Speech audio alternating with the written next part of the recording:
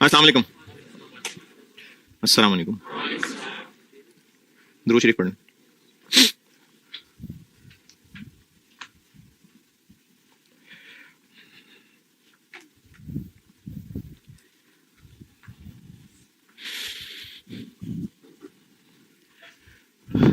अच्छा, दो खबरें हैं आपके लिए। एक तो ये है कि मंडे को नहीं मैं आऊँगा, ट्यूसडे को आऊँगा। मंडे को मैं नहीं हूँ यहाँ। और दूसरा ये कि मेरे कुछ देर पहले इल्म में आया था कि कुछ बच्चों के ना क्लैशेस थे बहुत सारे, कोई क्लासेस सब्जेक्ट से क्लैशेस बन रहे थे, तो उसकी वजह से ना इन्होंने कोई दरमियानी हल निकाला है, कोई टाइम टेबल चेंज किया है। तो वो मुझे भी याद नहीं है, लेकिन एमएफए का टाइम भी कहीं ऊपर गया है? हो गया शेयर आप लोगों से?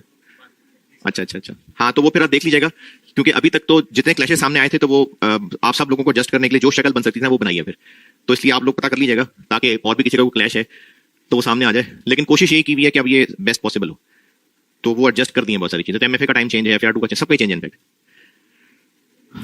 तो वो चेक कर लीजिएगा, क्योंकि आप लोगों से शेयर होगा ग्रुप में, तो आप लोग देखें ही ना मैसेज, तो फिर तो इसलिए मैसेज देख लेना और पता कर लेना रिसेप्शन से।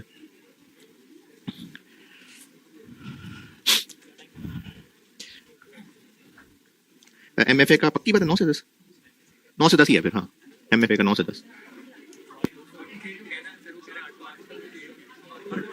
नहीं। अगर आप इस बात पे कंफ्यूज हैं कि सर आप 9 बजे एफआर 2 और एमएफए दोनों इकट्ठे कैसे पढ़ाएंगे, तो ऑब्वियसली एफआर 2 चेंज होगा।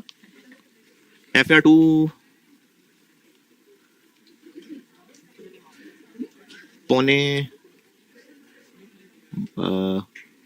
12 से सवा एक शायद, शायद पौने 12, मतलब 11:45 से 1:15 शायद। तो इसलिए आप कंफर्म कर लीजिएगा, और मंगल को उसके साथ टाइम देख के आना फिर, मतलब पी को मैं नहीं हूं, मंगल को फिर नई टाइमिंग पे ही होगा शायद। अच्छा,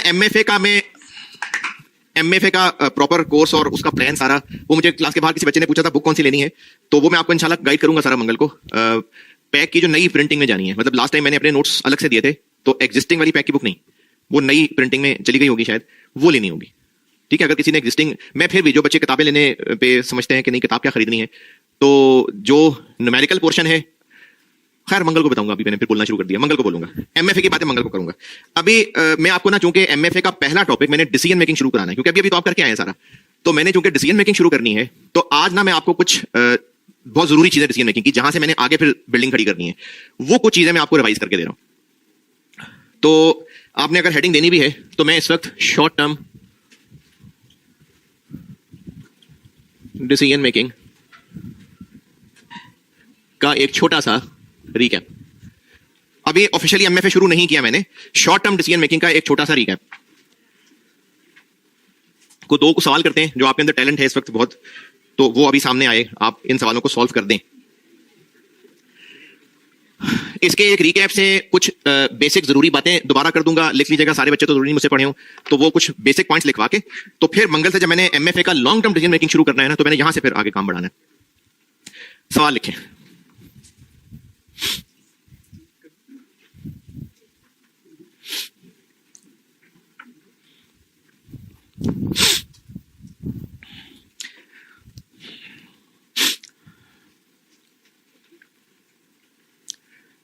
ABC Limited is planning to accept an order from customer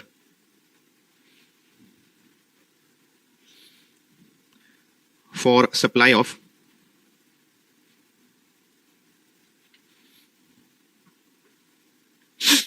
5,000 units, for supply of 5,000 units of product alpha at a price of 80 rupees, 80 रुपए per unit.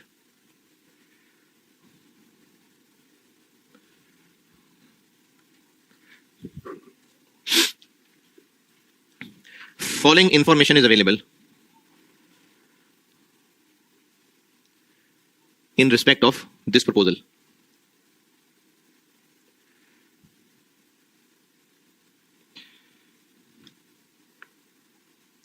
Number 1,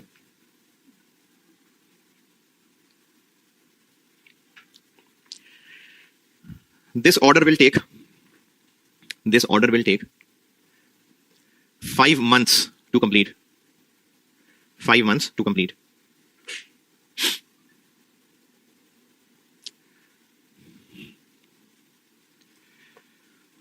Next.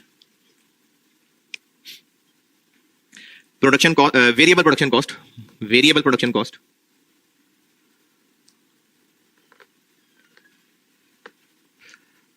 अच्छा, सामने बैठे हुए से तो चलो पूछ सकता हूं, कैमरे पार वालों पे तो मुझे फिर अज्यूम ही करना पड़ेगा। आप में से कितने बच्चे हैं जिन्होंने कॉस्ट पढ़े हुए कुछ साल हो गया हुआ है? इन्हें तो भूल भाल गए चीजें। अच्छा, और ये बाकी लोग कमजोरी से हाथ नहीं उठा सके या ये रिसेंट अटेम्प्ट में पढ़ा है? रिसेंट में पढ़ा। अच्छा चलें देखें, बेटे ये अजीम तो करना पड़ेगा ना, जैसे short term decision making properly थोड़ी रिवाइज हो सकता है, एमएफए में थोड़ी ये सारा कुछ करा सकता हूँ। हाँ, अभी जैसे ये 2 सवाल का मेरा प्लान है, अब ये 2 सवाल करेंगे, बीच में कुछ कॉन्सेप्ट्स रिवाइज हो जाएंगे, फिर कुछ और टर्म्स जैसे मटेरियल के लॉसेस की कैलकुलेशन वगैरह, वो बजटिंग एक टॉपिक पढ़ाना है, वहां आनी है। ये 2 टॉपिक्स हैं जहां पर कॉस्ट का नॉलेज आना है, लॉन्ग टर्म डिसीजन मेकिंग और बजटिंग। इन दोनों में आपका जो पहले आपके अंदर कला आ गई है, जो आप एक्सपर्ट बन गए हैं कॉस्ट पढ़ के, तो इन एमएफए के 2 चैप्टर्स में इस्तेमाल होना है, बाकी कॉस्ट का कोई काम नहीं है एमएफए में। इन 2 के अलावा बाकी सब नया है, तो इन 2 में थोड़ी बहुत रिवीजन साथ आ जाएगा। यानी इतना बड़ा मसला नहीं है, अगर आपने कॉस्ट पढ़े हुए साल हो गया है तो कोई बात नहीं। फिर भी कुछ चीजें, ये जो सामने 3-4 लोग बैठे हैं जिन्होंने कॉस्ट पहले पढ़ी है, कुछ चीजें पूछनी हो ना तो पूछ लिया कीजिएगा, शर्माना नहीं। वैसे अगर बहुत ही फजूल बात पूछ रहे हो तो शर्म आनी चाहिए, लेकिन वो मैं फैसला करूंगा कि फजूल बात ठीक है, नहीं आप पूछ लिया करना। क्या लिखा? Variable production cost of alpha 35 per unit. 35 रुपए per unit.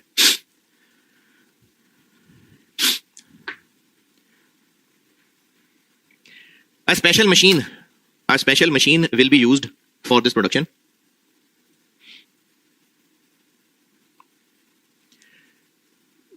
Which is currently rented out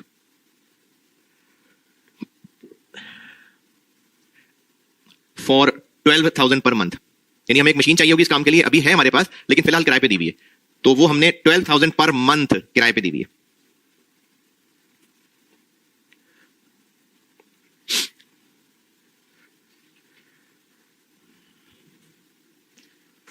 Production of next point, production of alpha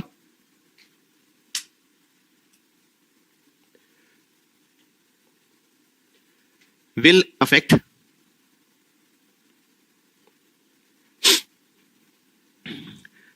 production of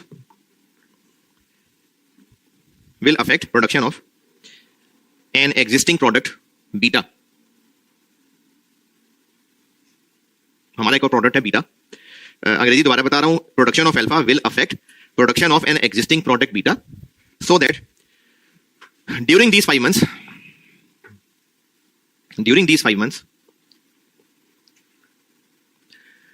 1200 units of beta, 1200 units of beta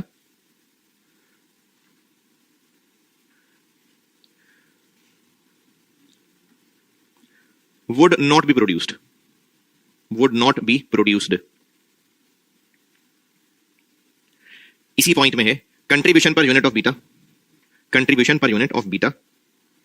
15 रुपए, 15।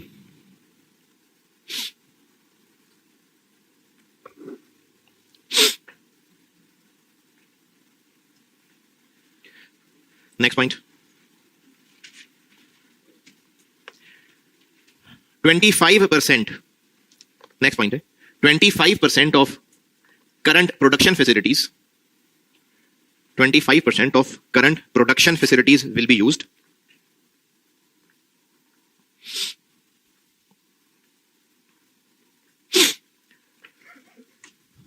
इसी पॉइंट में चल रहा है। Fixed overhead absorption rate is, इसी point में है अगला sentence, fixed overhead absorption rate यानी फिक्स्ड वाला OAR है, इज 10 रुपए पर यूनिट, ₹10 पर यूनिट। इसी पॉइंट में ही चल रहा है, due to production efficiencies,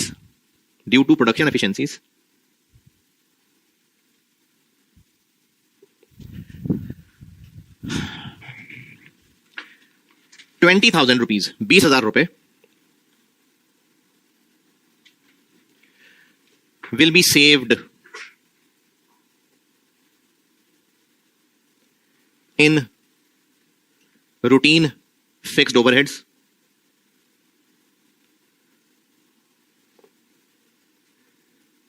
during these 5 months. During these 5 months.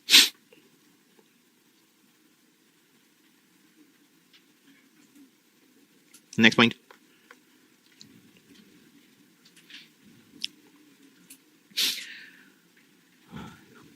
₹10,000, 10,000 rupees were incurred.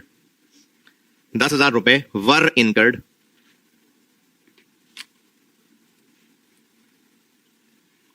on preparation of feasibility. On preparation of feasibility.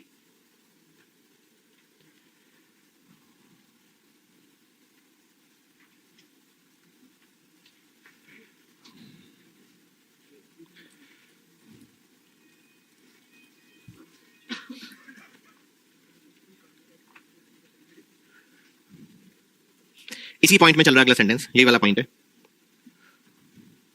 Further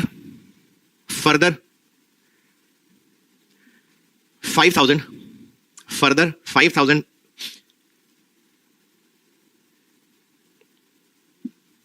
will be required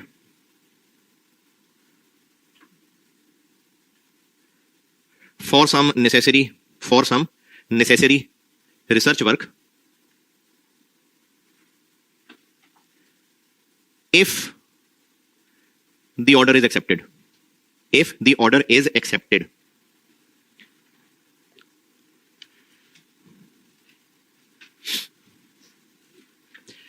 आपसे required है, इतने सारे काबिल नौजवान बैठे मेरे सामने, आपसे रिक्वायर्ड है कि आप इवैल्यूएट कर दें कि ये ऑर्डर एक्सेप्ट करना चाहिए या नहीं. करिए सॉल्व.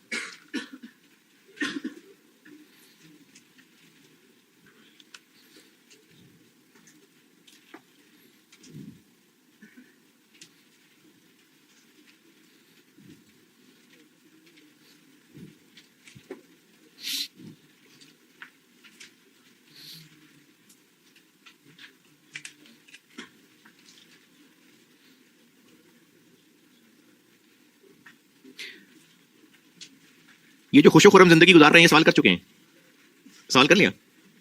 अच्छा,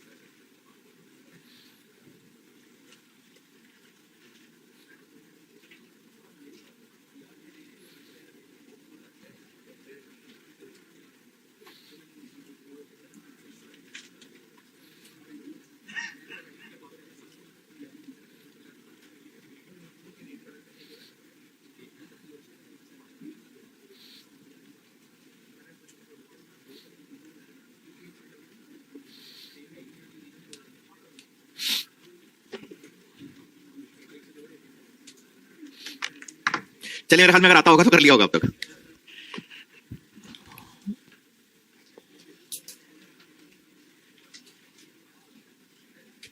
हमने भी कस्टमर को ओके करना है।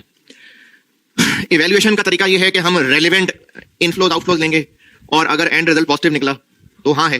तो पॉइंट नंबर 1,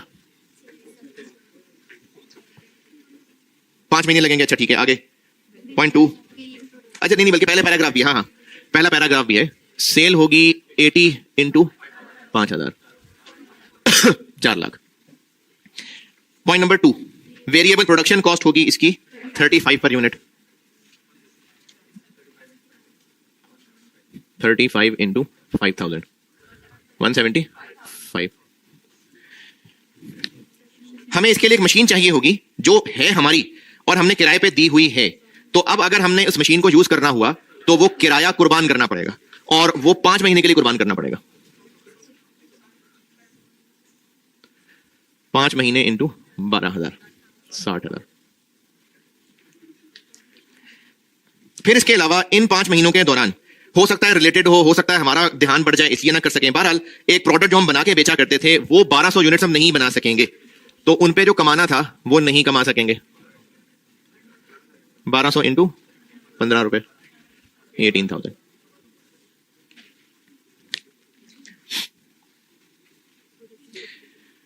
कौन सा पॉइंट है? हाँ, हमारी जो एग्जिस्टिंग प्रोडक्शन फैसिलिटीज हैं उनका 25% इस प्रोडक्ट को बनाने में इस्तेमाल हो जाएगा। तो होता रहे, वो तो पहले भी एग्जिस्टिंग फैसिलिटीज हैं। और जो फिक्स्ड OAR है वो हमारे किसी काम का नहीं है। फिक्स्ड OAR उन खर्चों की बेस पे निकला होता है जो साल के शुरू में सोचे होते हैं ये तो होने ही होने। तो इस प्रपोजल को करें ना करें तो फिक्स्ड OAR का कोई काम नहीं है। लेकिन इस 5 महीने में बरकत की वजह से हमारे फिक्स्ड ओवरहेड्स में बचत आ जाएगी। वो सेविंग हाँ हमारे लिए रेलिवेंट है। सेविंग इन फिक्स्ड ओवरहेड्स कितने रुपए? 20,000 रुपए। 10,000 वर इनकर्ड, वर खर्च हो गए थे, तो ये जो थे ये इररेलेवेंट। और 5,000 होंगे अगर हमने हाँ की तो हाँ, तो वो रेलेवेंट है। क्या तो हमने एक्सेप्ट नहीं किया अभी। 10,000 की 5,000 मैं प्रोडक्ट की कॉस्ट कहां निकाल रहा हूं?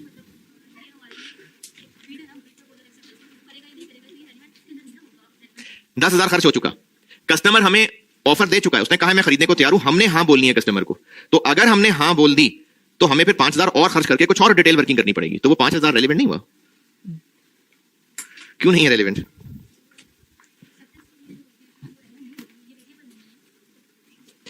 अगर हमने कस्टमर को कहा कि हाँ जी हम तैयार हैं ये काम करने के लिए, तो फिर हमें इसकी प्रोडक्शन करने के लिए कुछ और जरूरी इंफॉर्मेशन इकट्ठी करनी पड़ेगी, उस पे 5,000 खर्च होगा। और अगर हमने कस्टमर को इनकार कर दिया तो 5,000 खर्च नहीं होगा। तो बिल्कुल इंक्रीमेंटल है।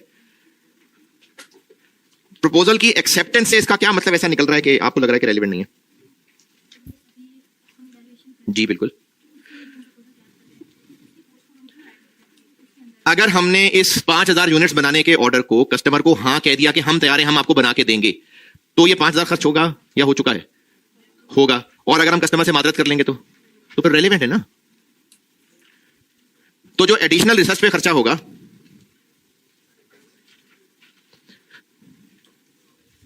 5,000 और 16 पॉजिटिव। तो कंक्लूजन ये हुआ कि इसको हमें हाँ कर देनी चाहिए। अच्छा, अब आप बताएं इसमें जिस जिस पॉइंट पे कोई एतराज, इख्तलाफ, कंफ्यूजन है, नहीं है तो फिर पास है सबका कॉस्ट। वैसे तो डिसीजन मेकिंग के सवाल ही ना होने के बराबर आए। कौन सा आया था वाला? मेक और बाय वाला। हाँ, मेक और बाय वाला आया था,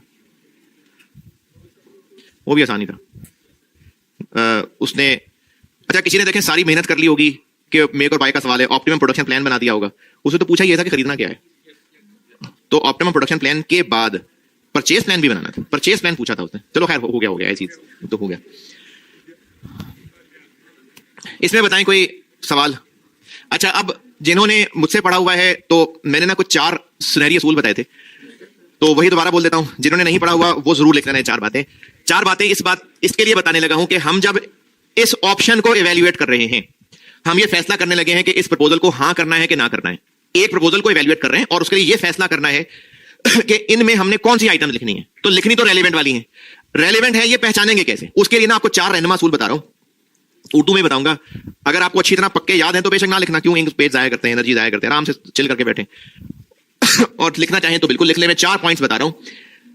इस प्रपोजल की वजह से जो इनफ्लो होगा, और ये बात कहने का मेरा मतलब यह है कि अगर ये प्रपोजल हां करेंगे तो इनफ्लो होगा, नहीं करेंगे तो नहीं होगा। इसलिए मैं कह रहा हूं इस प्रपोजल की वजह से जो इनफ्लो होगा वो एक रेलेवेंट इनकम है। इस प्रपोजल की वजह से बिजनेस को जो इनफ्लो होगा वो एक रेलेवेंट इनकम है। इस प्रपोजल की वजह से, और की वजह से फोकस इसलिए कर रहा हूं कि इंक्रीमेंटल है, ये एग्जीक्यूट होगा तो इनफ्लो आएगा, एग्जीक्यूट नहीं होगा तो इनफ्लो नहीं आएगा। ये मेरी मुराद है की वजह से कहने की। इस प्रपोजल की वजह से यानी इंक्रीमेंटल जो इनफ्लो होगा वो एक रेलेवेंट इनकम है।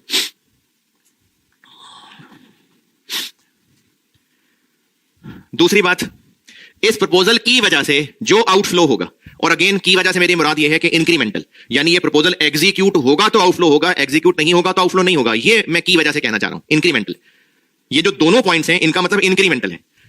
दूसरा पॉइंट रिपीट कर रहा हूं, इस प्रपोजल की वजह से जो आउटफ्लो होगा वो रेलेवेंट कॉस्ट है।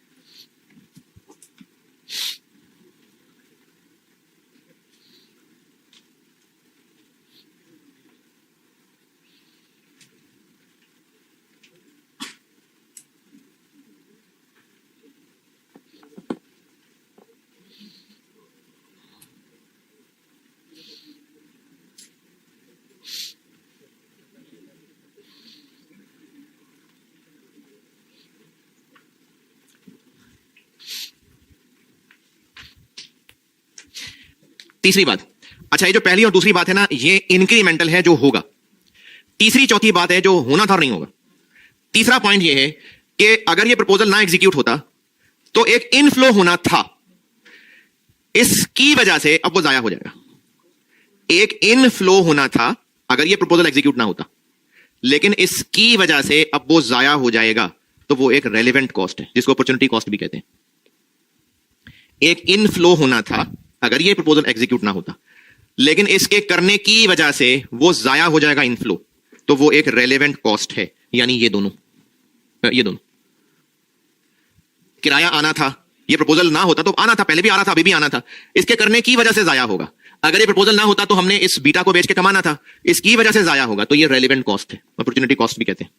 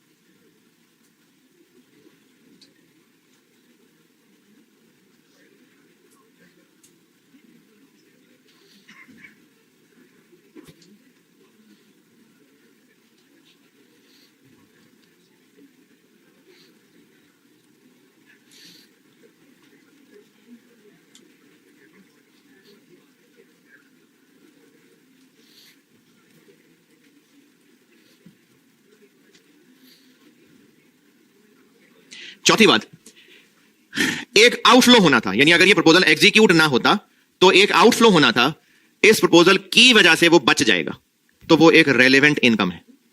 एक आउटफ्लो होना था अगर ये प्रपोजल एग्जीक्यूट ना होता, लेकिन इसके करने की वजह से वो आउटफ्लो सेव हो जाएगा, वो नहीं होगा, तो वो एक रेलेवेंट इनकम है।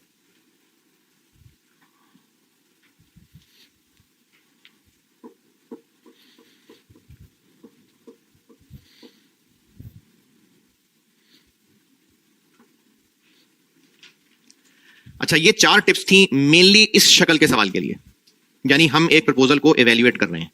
अब एक चीज और रिकैप देने के लिए एक सवाल और लिखें।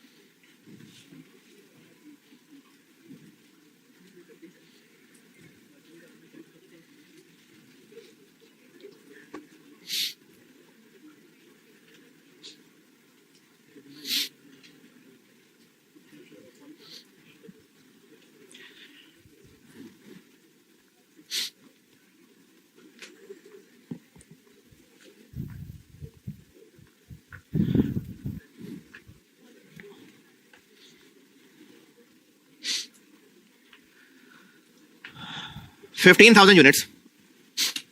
15,000 units.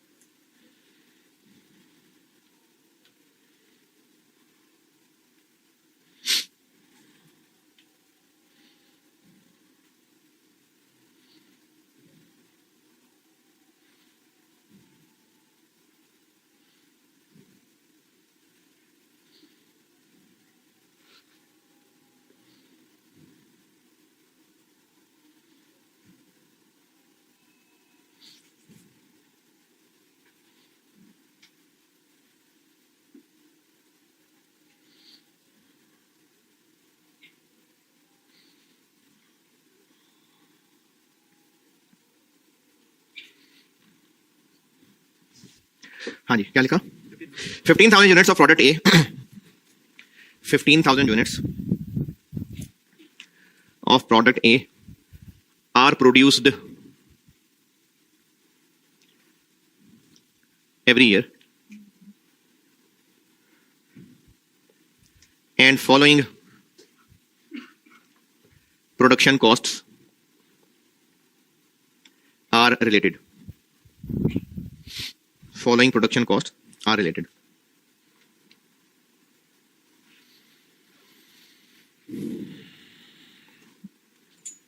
Direct material cost, direct material cost, 20 रुपए per unit.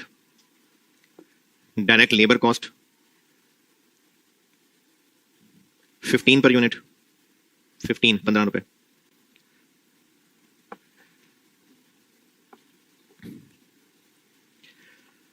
Factory overheads, 450,000 per year. और इसके साथ ब्रैकेट में लिखें 60% variable, 60% variable.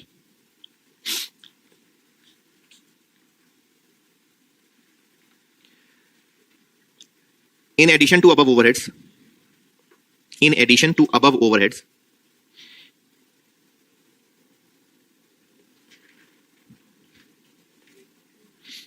a special machine is used. A special machine is used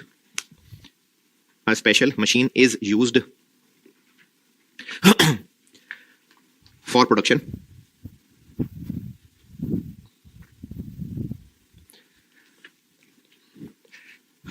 which is obtained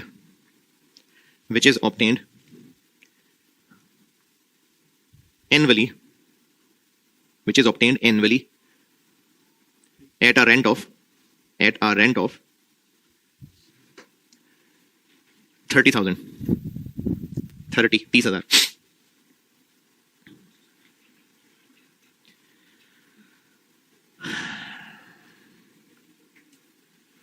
variable कितने बताए थे मैंने? ठीक है. Management is considering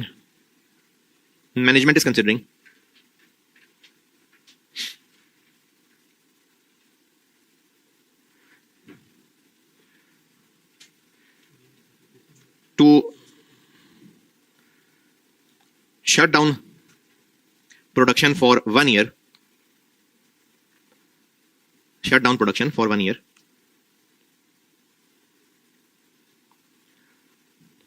For renovation.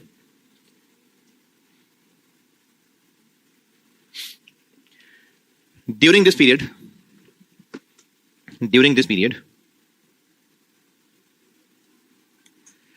annual demand of A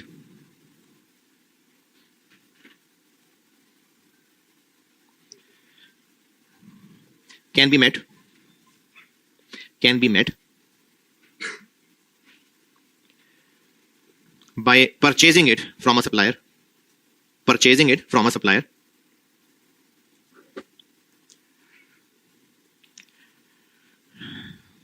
at a price of 50 per unit, 50 रुपए per unit.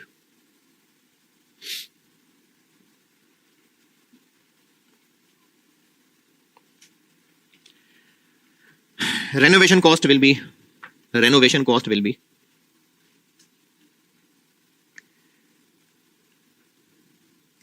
80,000, 80,000 रुपए.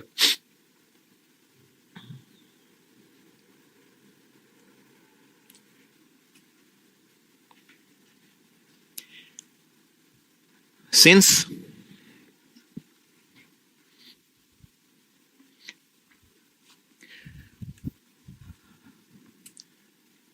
fixed FOH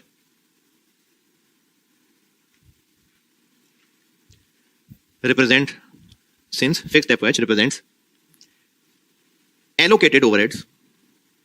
ये जो ऊपर ओवरहेड्स बताए थे ना, उनमें जो फिक्स्ड हैं वो एलोकेटेड है. मतलब बिजनेस और भी प्रोडक्ट बनाता होगा, अभी सिर्फ एक ही बात हो रही है, और भी प्रोडक्ट बनाते होंगे. तो ये जो ऊपर बताए हैं ये चूंकि एलोकेटेड वाले हैं, therefore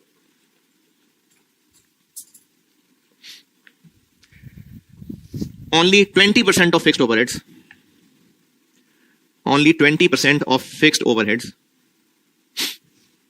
will be saved due to shutdown.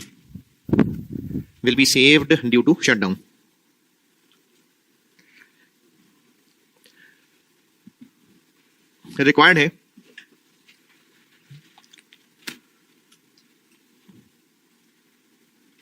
कि रेनोवेशन के लिए फैक्ट्री बंद करें या नहीं. अच्छा, मैंने चूंकि खुद ही सवाल बनाया और टूरी पॉइंट बात की है, तो एक बात अंडरस्टूड समझ जबानी बता रहा हूं कि अगर फायदा नहीं नजर आएगा ना तो फिर हम रेनोवेट नहीं करेंगे. मतलब अगर हमें लग रहा है कि रेनोवेशन से तो नुकसान है तो फिर रहने देंगे, फिर जरूरत नहीं है रेनोवेशन की. तो आपसे रिक्वायर्ड है कि हम रेनोवेट करें या ना करें.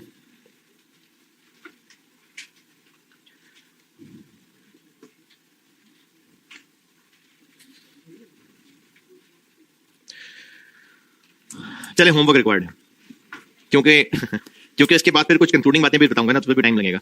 तो अब ये ट्यूसडे को इंशाल्लाह डिस्कस करके तो फिर इसके बारे में कुछ नसीहतें बताता हूँ. ठीक है, अल्लाह हाफ़िज़.